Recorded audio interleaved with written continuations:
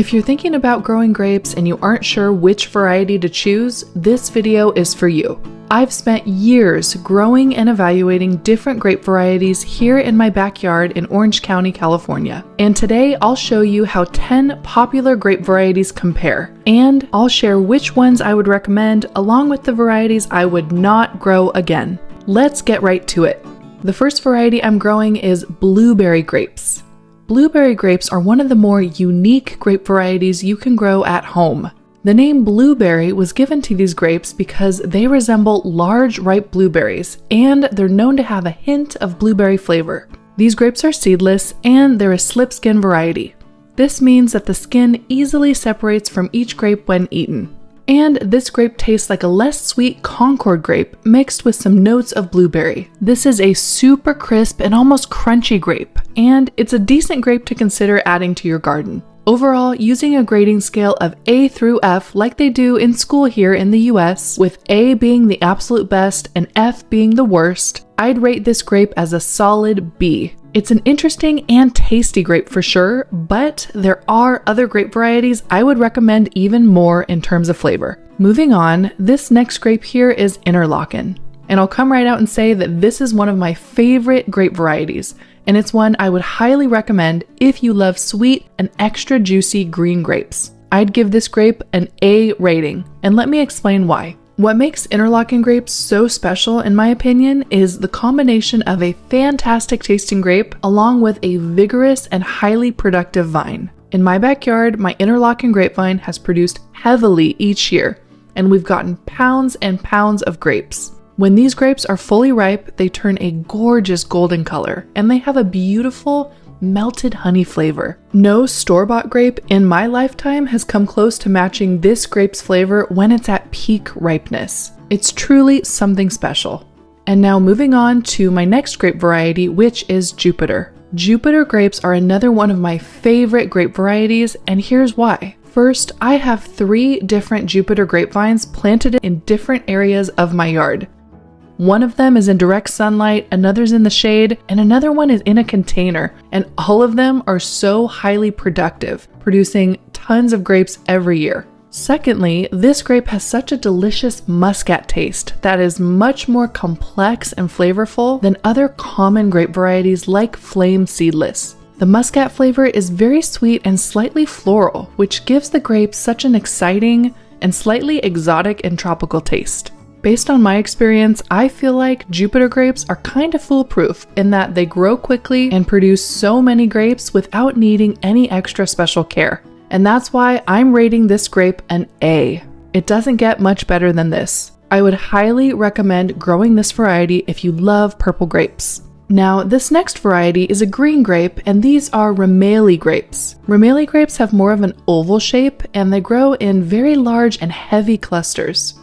You can see how much bigger these grapes and these clusters are compared to some of the other grape varieties. Reliance grapes are seedless, which is great, and they're very crisp and firm, so they have that kind of classic commercial table grape texture when you bite into them. To me, these grapes are certainly good, but not great. The pros for growing this vine are the size of the grapes and clusters, plus the vine does grow relatively quickly. For me, the cons are that this grape's flavor and texture tastes closer to the green grapes you can buy at the store. For those of you watching, this might actually be a plus. If you love the texture and flavor of classic green store-bought grapes, I think you'll love Reliance grapes. But if you're like me, and you want an elevated, enhanced grape flavor that you just can't find in the store, then this grape probably won't be at the top of your list. For that reason, I'm rating this grape a solid B.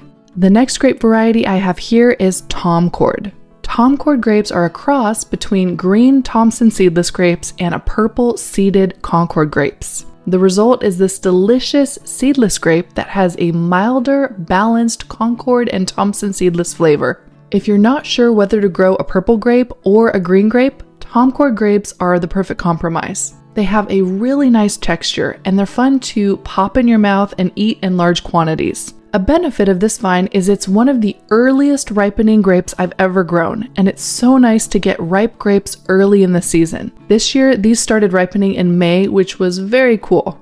We also have family members who are growing this grape variety, and their grapevine is absolutely massive and packed with Thomcord grapes every single year. I'm going to give these Thomcord grapes an A- rating. Alright, now I'll share some other grape varieties that I probably wouldn't grow again. First up is Mars grapes. I likely wouldn't grow Mars grapes again because to me, their flavor ranks behind other purple grape varieties like Thomcord. It's not that Mars grapes taste unpleasant, I just find them to have a less interesting flavor. The other reason is because Mars grapes are one of the latest ripening grape varieties, at least in my experience. This matters to me because as the summer months go on, we get more and more animal visitors to our backyard. I think the warmer weather draws them out, and one of the most destructive animals we get are raccoons. Now, raccoons can climb almost anything. They have large paws and claws that can easily strip grapes from the vines, and sadly, they can damage or break grapevines because they like to climb them to eat all of our grape clusters. I've found that I'm able to more easily protect and then harvest my earlier ripening grapevines because the raccoons become more active in my area later in the season. As far as rating these grapes, I'd give them a B- because there are quite a few purple grape varieties I would rank ahead of these in terms of flavor and the time frame they ripen. Okay, here's another variety I would not choose to grow again. These are Neptune grapes, and they are a green seedless table grape. Is there anything wrong with these grapes? No, but do these grapes taste way better than green grapes you can buy from the store? Also, no. These grapes are very meaty, meaning you bite into them and they have a lot of substance. While other grapes are more juicy and sweet, these are more dense and milder in flavor. Honestly, I just find them a little bit boring compared to the other green grape varieties I'm growing. And for those reasons, I'd give Neptune grapes a C rating. If you're a fan of green grapes, I'd recommend another variety like Interlaken or another green grape option, which I'll talk more about shortly in this video. Up next, let's talk about Reliance grapes. These grapes ripen in the early summertime for us, and they're a nice balance of juicy and sweet. They're on the smaller side compared to some other grape varieties, and in my experience, this isn't a super productive variety, meaning this grapevine doesn't produce tons and tons of grapes. If you're looking for a grape you could eat lots of and not get sick of, I would suggest this grape because it has such a mild grape flavor that isn't overpowering or sickeningly sweet. This grape variety is also really pretty, especially when the grapes ripen in different stages on the clusters. You can have almost a sunset effect of golden tones, blush tones, some pink grapes, and then fully ripe darker pinkish red grapes. I'd rate this grape as a B+. It has many good qualities, but there are other red grape varieties I like even more that fall into the A rating for me. Now, here is a green grape variety that's really impressed me. These are Lakemont grapes. Lakemont grapes are special because in my experience, the vine can grow well and produce great quality fruit in highly shaded or cooler areas. Lakemont grapes taste similar to Interlaken grapes, but Lakemont grapes are a little less sweet and a little more densely clustered than Interlaken grapes. The trade-off is that for us, our Interlaken grapevine produces many more grapes than our Lakemont vine. In terms of flavor, if you like a very juicy grape that bursts in your mouth when you bite into it, you'll love Interlaken grapes. And if you love a grape that has more of that traditional grape texture and is still nice and sweet, you'll like Lakemont. My rating for Lakemont grapes is an A-. It's pretty darn great, but it's not at the tippy top on my list.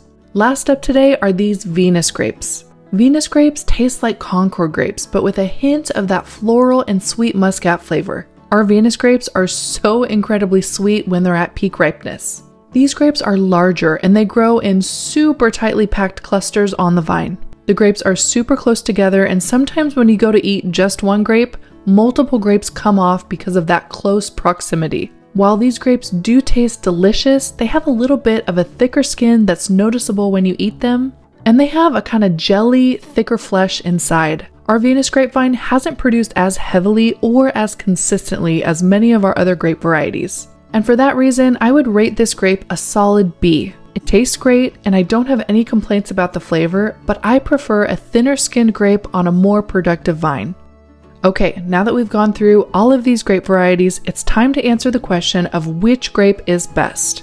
The winner, in my opinion, if you love green grapes, is Interlaken. That is my #1 recommended green grape variety that you should grow. And my number one top pick, if you're looking to grow a purple grape, is Jupiter grapes. These are delicious, the vine is fast growing, and I have really no complaints.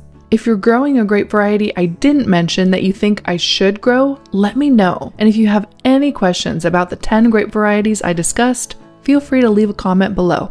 For more videos about growing your own food, I invite you to subscribe. And if you're interested to learn how to successfully grow your own grapes at home, check out this video where I share the most important tips I've learned about growing grapes for an abundant harvest.